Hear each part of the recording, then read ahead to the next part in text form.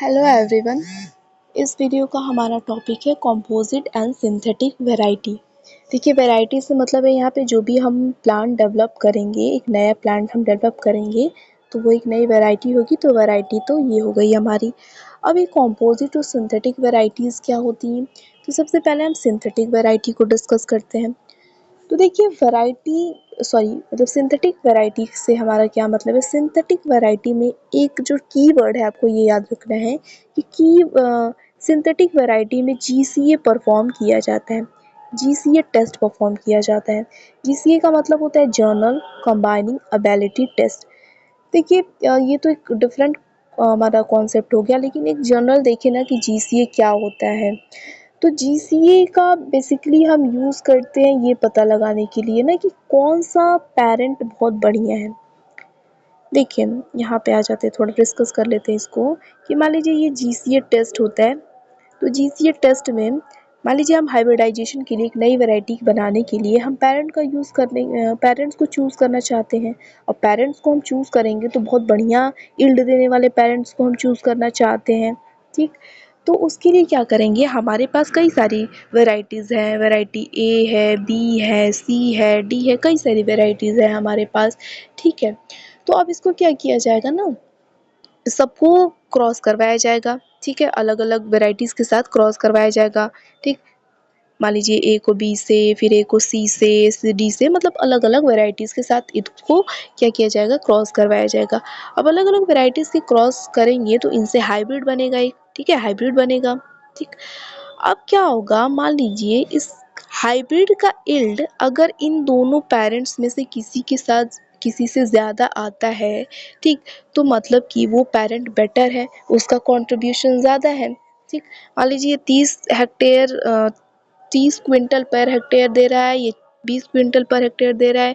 तो ये तो अगर उससे ज़्यादा देता है या फिर इन बिटवीन भी देता है, तो मान लीजिए कि 30 से ज़्यादा दे रहा है, तो वो कहने का मतलब है कि ये जो हाइब्रिड बना है इस पेरेंट लाइन से, सॉरी मतलब ए वैरायटी से, तो वो बढ़िया वैरायटी की है। उससे जो हाइब्रिड बन रहा है वो बहुत ज़्यादा यील्ड वाला है।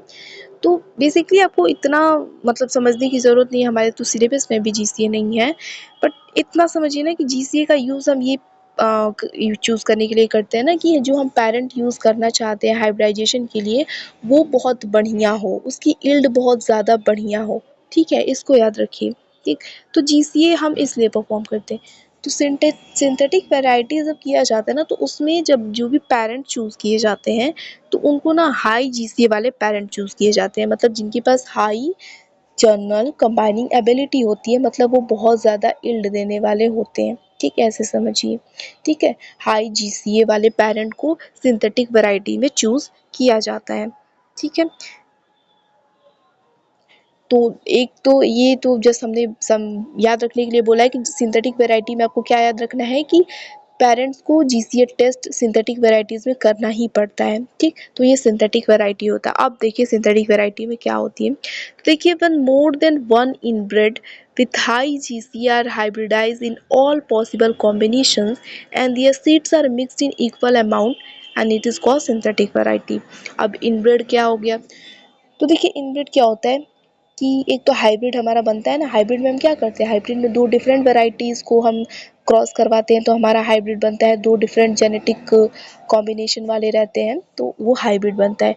अब इनब्रिड में क्या होता है ना, ऐसे समझिए इनब्रिड में कि रिलेटेड जब वैरायटीज़ के साथ हम रिलेटेड जो वैरायटीज़ हैं उनके साथ जब क्रॉस करवाया जाता है, तो उसको हम क्या कहते हैं, इनब्रेड कहते हैं।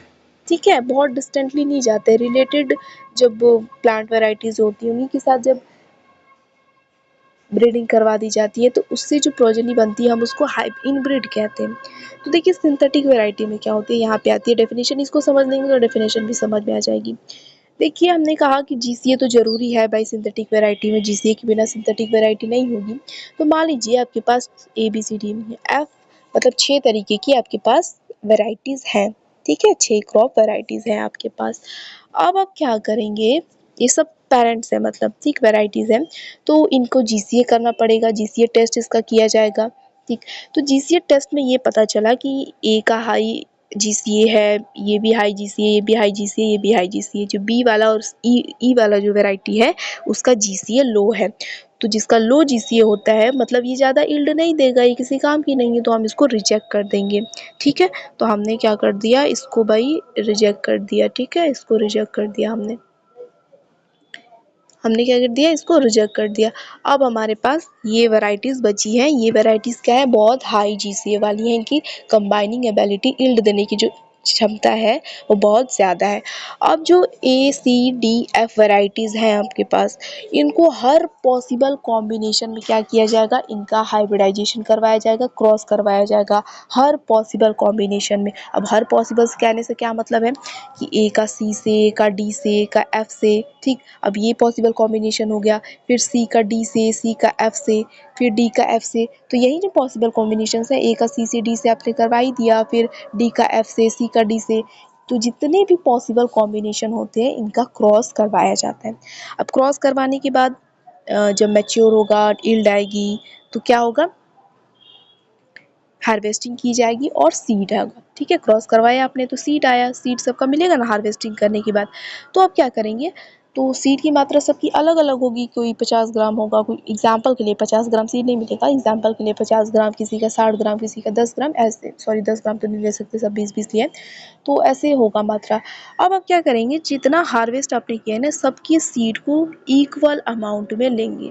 ठीक है, सबकी सीड्स को आप इक्वल अमाउंट में लेंगे। जैसे एग्जांपल के लिए हमने 20-20 ग्राम ले लिया है, सारे जितने भी कॉम्बिनेशन बने हैं ना और क्रॉस करवाया गया है उनसे जो सीड बना है, अब उनको हम क्या लेंगे, इक्वल अमाउंट में लेंगे। इक्वल अमाउंट में लेने के बाद अब सबको आप मिक्स कर देंगे एक जगह पे। ठीक, तो ये हमारा सीड लॉट बन जाएगा और इसको हम कहते हैं सिंथेटिक वैरायटी। क्या किया, फिर से एक बार देखते हैं हम सिंथेटिक वैरायटी में। आप डेफिनेशन पढ़ेंगे तो आपको समझ में आएगी। देखिए, सिंथेटिक वैरायटी में हमारे पास मान लीजिए कई सारी वैरायटीज़ हैं। अब इन पेरेंट वैरायटीज़ को हम जीसीए परफॉर्म हमें करना पड़ता है। सिंथेटिक वैरायटी का ये रूल है, जीसीए परफॉर्म करना पड़ेगा। जीसीए परफॉर्मेंस में हाई जीसीए वाले पेरेंट्स को चूज़ किया जाता है, हाई जीसीए वाली पेरेंट वैरायटीज़ को चूज़ किया जाता है। ठीक, हाई जीसीए वाली पेरेंट वैरायटीज़ को हमने चूज़ कर लिया। अब हाई जीसीए चूज़ कर लिया है, अब उनका हर पॉसिबल कॉम्बिनेशन में क्या करवाया जाएगा, क्रॉस करवाई जाएगी। जितने भी कॉम्बिनेशन आपके पास पॉसिबल हो सकते हैं उनसे क्रॉस करवाया जाएगा। क्रॉस करवाने के बाद, हार्वेस्ट करने के बाद आपको क्या मिलेगा, सीड मिलेगा। अब उन सारे सीड को आपको इक्वल अमाउंट में रखना है और फिर उनको मिक्स कर देना है। तो ये होता है सिंथेटिक वैरायटी। इसको हम कहते हैं सिंथेटिक वैरायटी। ऐसे बनती है सिंथेटिक वैरायटी। तो आप देखिए, आप इसको डेफिनेशन को पढ़िए कि सिंथेटिक वैरायटी क्या है। कि व्हेन मोर देन वन एनब्रिड, ये क्या है, वन मोर देन वन एनब्रिड। ठीक, ये क्लोजली रिलेटेड क्रॉसेस पहले से ही है। तो when more than one inbred with high GCA are hybridized in all possible combination.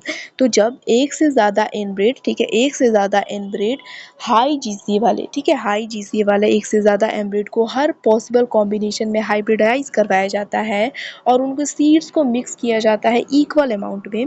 ठीक है, इक्वल अमाउंट में।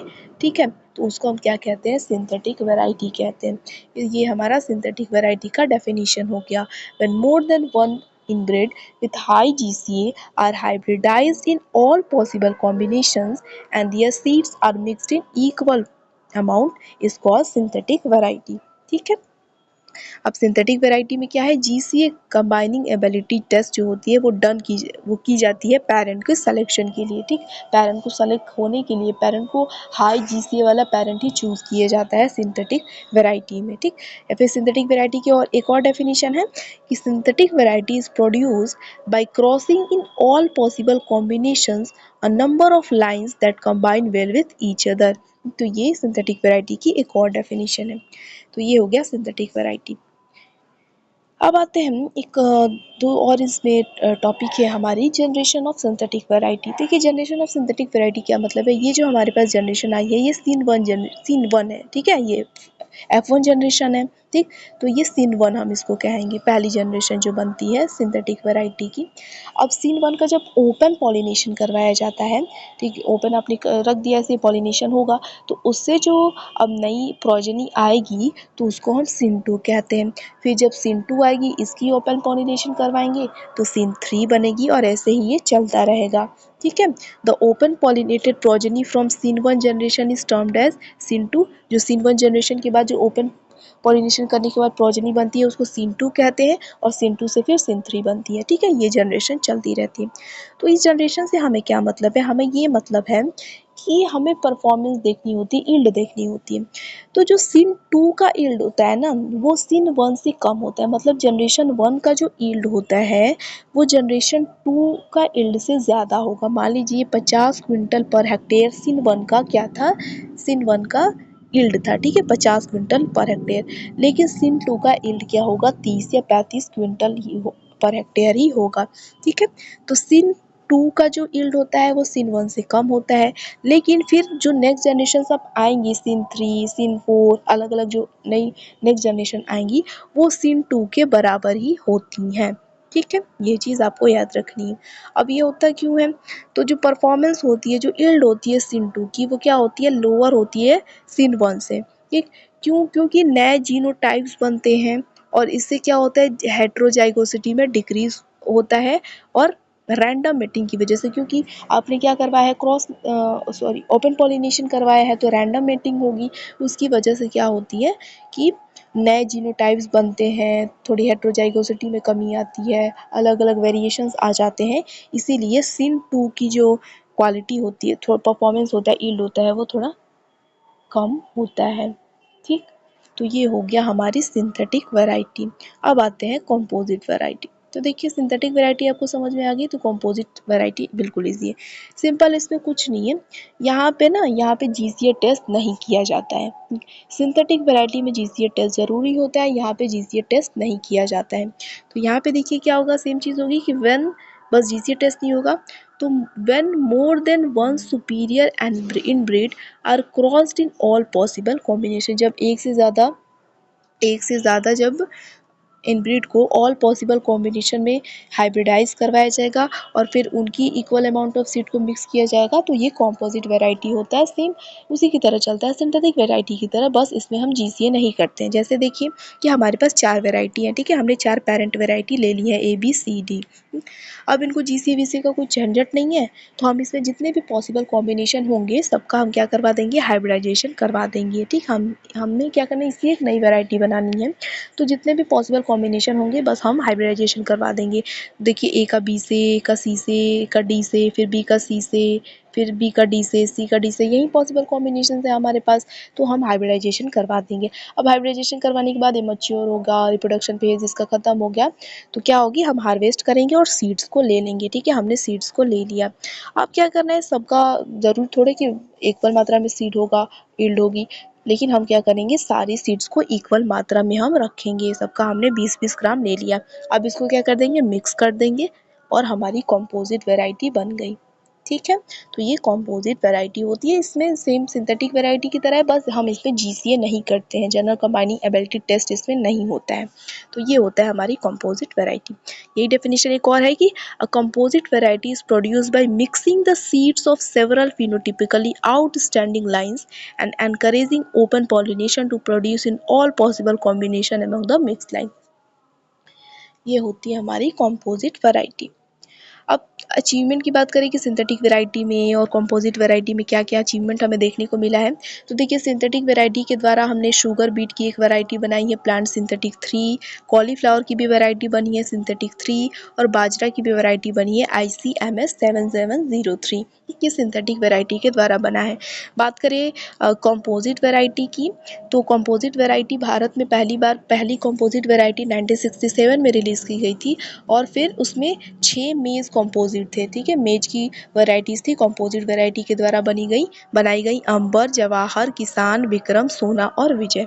तो ये हमारा जो हुआ कंपोजिट और सिंथेटिक वैरायटी। ठीक है, अब ये टॉपिक हमारा खत्म हो गया। अब नेक्स्ट टॉपिक हम नेक्स्ट वीडियो में देखेंगे। Thank you.